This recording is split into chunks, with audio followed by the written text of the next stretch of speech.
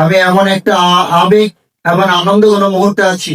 আবেগ এই জায়গাটাতেই, যাদেরকে আমি আজকে এই 3-4 বছর নার্সিং করলাম, আজকে তাদেরকে এই ক্যাম্পাস থেকে বিদায় দিতে হচ্ছে। এটা অত্যন্ত আবেগের। এই আবেগ এই জন্যই, এটা এমন একটা ব্যাসকে দিচ্ছি যে এই ব্যাস সম্পর্কে বলতে গেলে আমাকে একটা কথা বলতে হয়। বাবার যেমন ডান পিঠে ছেলে থাকলে তাকে বেশি শাসন করে, আবার কিছু হলে তার জন্য বেশি মায়া লাগে।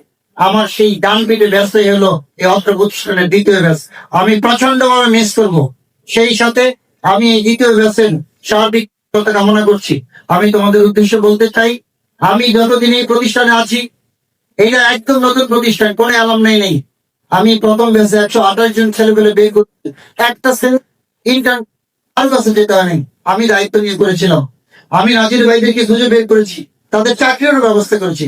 রেজাল্ট দেওয়ার আগেই ইনশাল্লাহ 50% ছেলেপেলে চাকরি জয়েন করছে। এখন এটা হয়তো বা 80% হয়ে যাবে আর কি। তোমাদের জন্য আমি সেই ধারা অব্যাহত রাখবো। শুধু প্রিন্সিপাল হিসেবে তোমাদের প্রতি একটা রিকোয়েস্ট, যে ফ্যাক্টরির মানুষদেরকে নিয়ে আসা মানে এই মুহূর্তে ফ্যাক্টরি কি নিড হলো, তোমাকে অবশ্যই কমিউনিকেটিভ হইতে হবে, পরিশ্রমী হইতে হবে। আমি সবসময় বলি, তোমরা এখন কয় ঘন্টা করে পড়ো? আমি হোস্টেলে কিন্তু আমি রাত 1টা 2টা 3টা পর্যন্ত যাই, কারণ আমি 24 আওয়ার্স সার্ভিস দিই, তোমরা জানো। আমি যাই কিন্তু অনেক সময় পড়তে পাই না। আমি এই মুহূর্তে আমি পিএইচডি আমার রানিং, আমি ডুয়েটে পিএইচডি করতেছি। আমি এখনো তোমাদের এই সব কাজ শেষে 2-3 ঘন্টা পড়ি। আমি যেন মহোদয়কে দেখি, উনি 10টায় অফিস থেকে বের হয়, তারপরে আমরা একটু ক্লাবে একত্রিত হই, উনি 12টায় যায়। প্রতিদিন আমার সাথে কথা, উনি 3টায় ঘুমায়, আবার সকাল 9টায় সবার আগে অফিসে আসেন। তো পৃথিবীর সাকসেসফুল মানুষের উদাহরণ হলো, তোমাকে অবশ্যই পরিশ্রমী হতে হবে। আর একটা বিষয় হলো, ভালো মানুষ হতে হবে। তুমি ভালো মানুষ না হলে, তুমি যদি মানুষের ভালো না চাইতে পারো, তখন আল্লাহ তাআলা তোমাকে ভালো করবে না। তুমি যদি আমার কথা বলো যে এই অল্প বয়সে আপনি প্রিন্সিপাল হয়েছেন, আমার জানা মতে আমি কারো ক্ষতি করছি এরকম কোনো রেকর্ড নেই। আমার কাছে কেউ আসছে, আমার শব্দ অনুযায়ী চেষ্টা করছি, ইয়া করছি। তো যাই হোক, আমি আর কথা বাড়াবো না।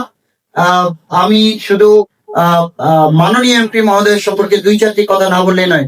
আমার ছাত্রীরা আমার কাছে এসেছিল ওই স্পিড ব্রেকার এবং মানে যাত্রী সামনের জন্য তাদের অসুবিধা হয়। আজকে যে এই মুহূর্তে একটা ছেলেকে যদি ওখানে দাঁড়ায় থাকতে হয় আধা ঘন্টা, সে ওখানেই পড়ে যেতে পারে, এরকম অবস্থা।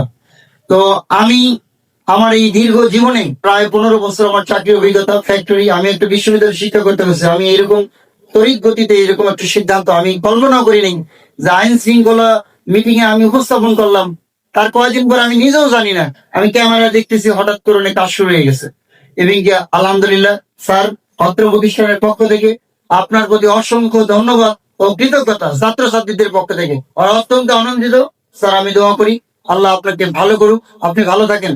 আর স্যার, আজকে আপনি একটা ঘোষণা দিয়েছেন, এটা আমি যার সাথে বলার জন্য দিছি, যে এই ক্যাম্পাসের সিকিউরিটি এনশিওর করার জন্য আমাকে অনেক সময়, এটা তো নর্মাল কলেজের মতো না, আমার এক একটা বিল্ডিং এ, ওই বিল্ডিং এ মিনিমাম 10 কোটি টাকার মেশিন আছে, পিছনের বিল্ডিং এ প্রায় 15 কোটি টাকার মেশিন আছে। এই যে 30 কোটি টাকার যন্ত্রপাতি, এটা ড্রাইভার আমার। এই জন্য আমি অনেক সময় কাউকে ঢুকতে দিতে পারি না।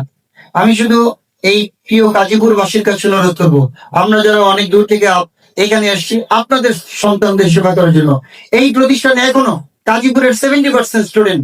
আমি আপনাদের নিশ্চিত করে বলতে পারি, আপনারা যদি আমাকে 10 বছর টাইম দেন, এই গাজীপুরের প্রত্যেকটা ঘরে ঘরে টেক্সটাইল ইঞ্জিনিয়ার তৈরি হবে, যাদের এভারেজ বেতন হবে 1 লাখ টাকা। এর মাধ্যমেই বর্তমান সরকার ঘোষিত দেশীয় প্রযুক্তি নির্ভর যে বস্ত্র খাত, তার মানে যে ফরেন যে ইঞ্জিনিয়ার গুলো আছে, যেটা নাজির ভাই বলে গেছেন, আপনারা জানেন কিনা জানি না, বাংলাদেশে এখনো এই মুহূর্তে ডাটা প্রায় 2.5 লক্ষ ফরেনার কাজ করতেছে, যাদের অন এভারেজ বেতন হলো 2.5 লক্ষ টাকা। আমরা যদি এই ইঞ্জিনিয়ারদেরকে রিপ্লেস করে দিয়ে, আমরা এই যে তোমাদের মতো যারা আজকে এখানে আছে, বাংলাদেশীয় প্রযুক্তি নির্ভর আমরা ইঞ্জিনিয়ার তৈরি করতে পারি, তাহলে এই দেশে কিন্তু প্রচুর আর্নিং হবে আর কি, সেই হবে। তো যাই হোক, আমার কথা অনেক বলার ছিল। আমি শুধু গাজীপুরবাসীর কাছে আপনাদের প্রতি ধন্যবাদ, যে আপনারা আমাকে যথেষ্ট সহযোগিতা করেন।